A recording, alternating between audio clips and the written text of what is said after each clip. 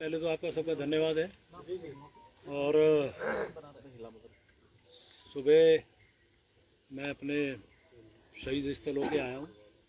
वहाँ पे श्रद्धांजलि देने के बाद मैंने कहा आपसे भी बात की जाए। और जिस प्रकार से वातावरण आज मेरे प्रदेश में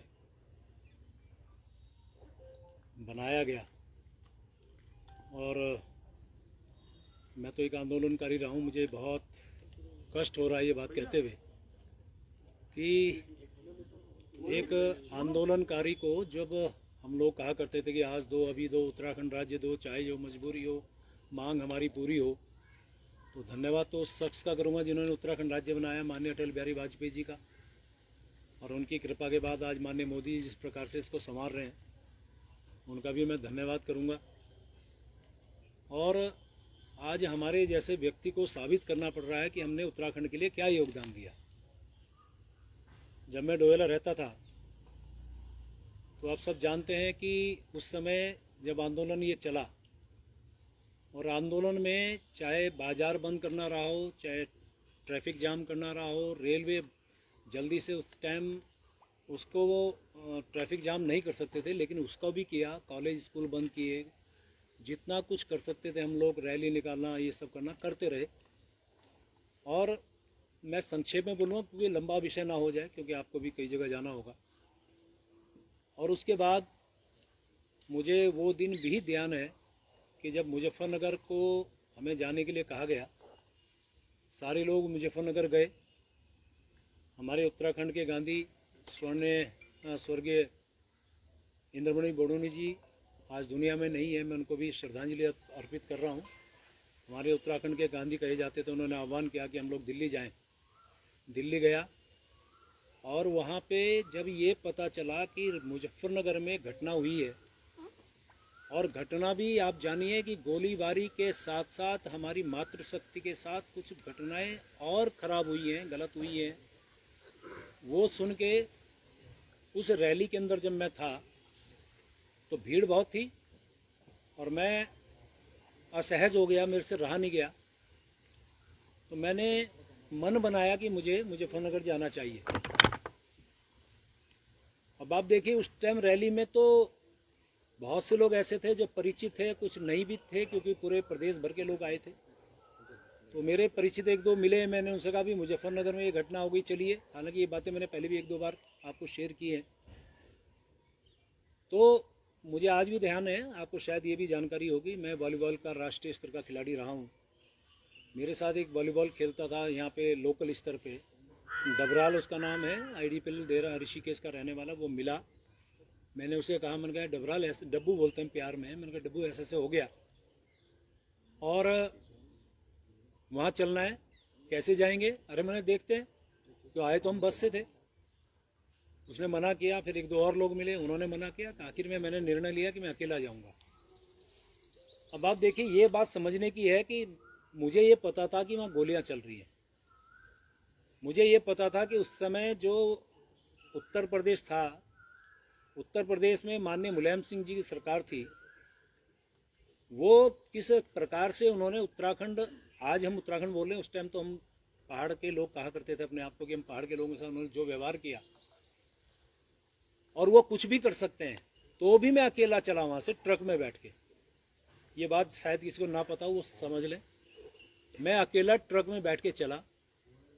संयोग से मुजफ्फरनगर में, मेरठ में आज भी जिंदा है माननीय मनोहर कांत ध्यानी जी, और आपके एक पत्रकार साथी थे राजेंद्र जोशी, वो आज दिवंगत हैं, नहीं है, उनको भी मैं श्रद्धांजलि दे रहा हूँ।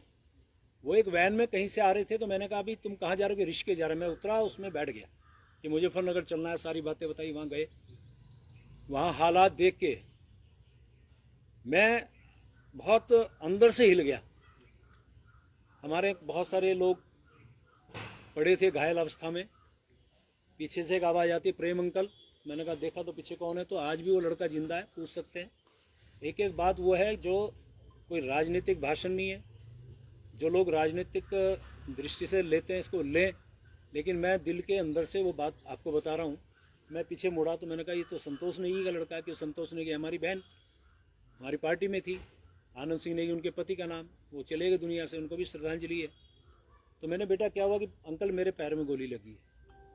उस समय मालती शर्मा राज्यसभा की सांसद भारतीय जनता पार्टी से, उनकी टीम सबका देखभाल कर रही थी, दवा दारू कर रही थी, खिला पिला रही थी।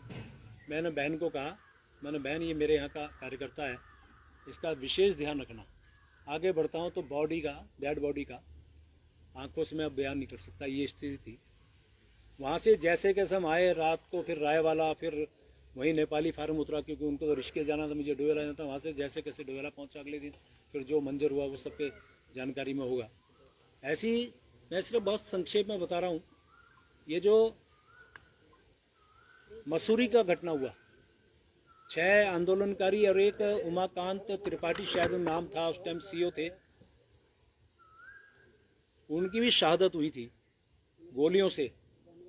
और मैं जब पता चला तो मैं भारतीय जनता पार्टी में तब से हूँ, मैं तो सब जानते हैं जन्मजात भारतीय जनता पार्टी का हूँ, संघ पृष्ठभूमि का हूँ। तो मोटरसाइकिल में बैठ के मैं पहुंचा था मसूरी, और वहाँ के बाद ये स्थिति आई कि शायद जहाँ तक मुझे ध्यान आ रहा है कि उस समय डीएम थे राकेश बहादुर, शायद वो मुझे बर्दाश्त नहीं कर पा रहे थे, क्योंकि आंदोलनकारी और एक जिसे कहते हैं कि क्या भाषा बोलेंगे, जिसे बहुत तेज उग्र आंदोलनकारी था मैं, और उन लोगों की निगाह में, प्रशासनिक निगाह में हम खटकते थे। सुभाष गुप्ता आपके पत्रकार साथी उस समय अमर उजाला में थे, वो आज भी हैं, ग्राफिकर में पूछ सकते हैं। उन्होंने मुझे कहा भाई साहब आप यहाँ से चले जाएं। मैंने कहा कैसे चला जाऊँ, मेरे यहाँ के लोग मर गए, हमारे यहाँ शहादत हो गई, कैसे चला जाऊँ। उससे बोल रहा था मैं, मुझे अलग से ले गए, क्योंकि उस टाइम हमारे पत्रकार साथियों में जो भाव था हमारे प्रति, वो मैं आभारी हूँ उनका भी। उन्होंने मुझे अलग ले जाकर कहा कि आपको पुलिस एनकाउंटर कर सकती है या फिर आपके खिलाफ एनएसए लगा सकती है, इसलिए आप चले जाइए, मैं आपसे हाथ जोड़ रहा हूँ। हाथ जोड़ रहा हूँ शब्द कहा उन्होंने, अकेले में ले जाके, और कह रहा कि मैं पैर पकड़ सकता हूँ आपके। ये स्थिति है अब आपकी, आपके और राजेंद्र शाह के खिलाफ। राजेंद्र शाह के बाद जो हमारे विधायक थे फिर उनके खिलाफ, आज वो भी नहीं है, उनको भी श्रद्धांजलि दे रहा हूँ, उनको उनके खिलाफ फिर एनएसए लगी थी। फिर वहाँ से मैं गया, खुशहाल सिंह राणा आज भी जिंदा है, उनके यहाँ रुका मैं रात को, पुलिस नीचे घूम रही, मैं उसमें बैठा हूँ। और उसके बाद मैं वहाँ से सुबह सुबह अपनी मोटरसाइकिल से भागा, देखा तो यहीं पे जो आपका कांग्रेस भवन है, यहीं से वो बॉडी मुसरू से आई। तो यहाँ पे लोगों ने जाम लगाया, जैसे कैसे बॉडी को जो हरिद्वार तक अंत्येष्टि उनकी होनी थी उनको भिजवाया। तो ये बहुत सारी घटनाएं। डॉक्टर मनोज जोशी जी आए थे डोयाला में, उनकी अरेस्टिंग में नहीं होने दी, बहुत देर तक उनकी गाड़ी के आगे लेटा, बहुत सारी घटनाएं। तो मैं ये जो बातें बताई, इसका मतलब सिर्फ इतना है कि जिसने इस आंदोलन, इस उत्तराखंड को बनाने में अहम भूमिका निभाई, लाठियां खाई है। तो मेरे पास आज वो फोटो नहीं है, यदि वो फोटो तो मैं आज आपको दिखाता, कि वो फोटो आप देखते तो पुलिस वाले लठ मार रहे हैं, मैं नीचे पड़ा हूँ, रहे एक हाथ से अपने आप को सेव कर रहा हूँ कि बचा लो। ऐसे मैं उस टाइम लाठियाँ खा रहा था संघर्ष के दौरान। तो आज ऐसे व्यक्ति को सिर्फ इसलिए उसको टारगेट बना जाए तो मुझे बोलने की आवश्यकता नहीं है। और मेरे जैसे एक आंदोलनकारी की बात को जिस प्रकार से तोड़ मरोड़ के पेश किया गया, चलिए मुझे बड़ा दुख है, मैं बहुत आहत हूँ आज कि ऐसी स्थिति में मुझे लगता है कि जिस प्रकार से माननीय धामी साहब मेरे माननीय मुख्यमंत्री हैं, उनके कुशल नेतृत्व में मेरी सरकार बहुत अच्छा काम कर रही है, प्रदेश के सर्वांगीण विकास का काम कर रही है। और माननीय मोदी जी का तो क्या कहना, उनके तो आशीर्वाद से हमारा उत्तराखंड राज्य आज नित दूनी 4 गुनी प्रगति की ओर बढ़ रहा है। किसी भी स्थिति में मैं बात करूं तो माननीय मोदी जी का जो लगाव झुकाव हमारे उत्तराखंड वासियों से है, और मैं हमेशा एक बात करता हूं, उनके दिल में हम बसते हैं और हमारे दिल में वो बसते हैं। तो वो तो हमेशा हमारे इस प्रकार के नेता हैं जिनको 21 देशों से जिनको सर्वोच्च सम्मान मिला हो, उनका प्यार आशीर्वाद हमारे उत्तराखंड को मिल रहा है, मैं उनका भी बहुत धन्यवाद कर रहा हूँ। और इन सब बातों के बाद जो वातावरण मेरे प्रदेश का बनाया गया, मेरी इच्छा है मेरा प्रदेश आगे बढ़े। मैं इस प्रदेश को आगे बढ़ाने में मेरे से जो योगदान, जो मेरा हो सकता है, मैं देने को तैयार हूँ। और इसलिए आज मैंने निर्णय लिया है अपने पद से त्याग पत्र लेने माननीय मुख्यमंत्री जी के पास है। बहुत बहुत धन्यवाद।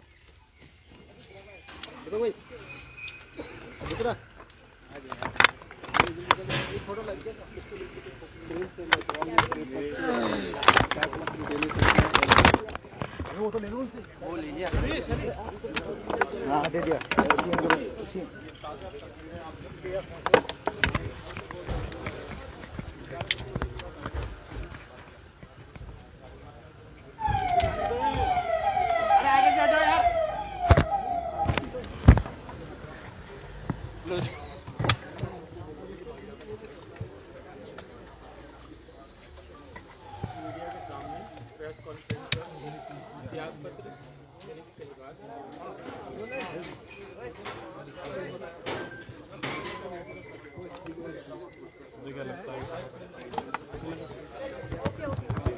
और अभी हाल ही में जो कैबिनेट मंत्री हैं प्रेमचंद अग्रवाल, उनके द्वारा प्रेस कॉन्फ्रेंस करी गई और साफ तौर से प्रेस कॉन्फ्रेंस के दौरान ही उन्होंने साफ तौर से कहा कि वो इस्तीफा देने मुख्यमंत्री आवाज जा रहे हैं। और ये जो हाल फिलहाल में जो पहाड़ी और मैदानी का जो अभी तक सारा मामला चल रहा था, उसको लेकर काफी टिप्पणियां भी जो है की जा रही थी और बार बार जो है जितने भी उत्तराखंडी है राज्य आंदोलनकारी है उनके द्वारा इस्तीफा मांगा जा रहा था।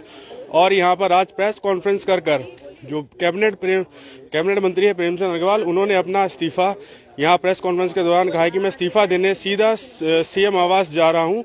और ये लाइव तस्वीरें और प्रेस कॉन्फ्रेंस आप देख रहे थे रफ्तार मीडिया के माध्यम से। देहरादून से रफ्तार मीडिया के लिए मैं सुशांत सिंह।